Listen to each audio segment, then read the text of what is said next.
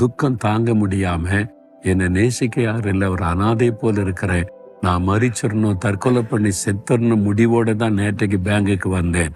Bank முடிச்சுட்டு போயிட்டு விஷ பாட்டிலாம் வாங்கிட்டேன். தற்கொலை பண்ணி செத்துறன்னு முடிவு எடுத்து விட்டேன். நீங்க கொடுத்த இந்த வேத புஸ்தகத்தை வீட்டில் போய் தனியா இருந்தேன். சரி, கடைசியா ஒரு முறை இதை வாசித்து பார்ப்போமே, நீ வாசிக்க ஆரம்பித்தால் அதுக்குள்ளிருந்து யாரோ என்கிட்ட பேசினாங்க. ஏன்னா இது என்ன முதல் இந்த புஸ்தகத்தை பார்க்கிறேன். அதுல இருந்து யாரோ என்கிட்ட பேசுறாங்க.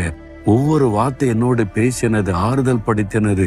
எனக்கு ஆச்சரியமா இருந்தது. அது பேச பேச பேச அந்த வசனத்தை வாசிக்க அப்படியே யாரும் என்கிட்ட பேசுறாங்க. என் துக்கம் எல்லாம் நீங்கி விட்டது, அந்த மரண எண்ணம் மாறிவிட்டது, நான் ரொம்ப சந்தோஷமாகி விட்டேன். இதுக்குள்ள இவ்வளவு வல்லமை இருக்குதான்னு நான் அறிந்து கொண்டேன். இன்றைக்கு நான் சாகாமல் இருக்க காரணம் இந்த வேத வசனம்.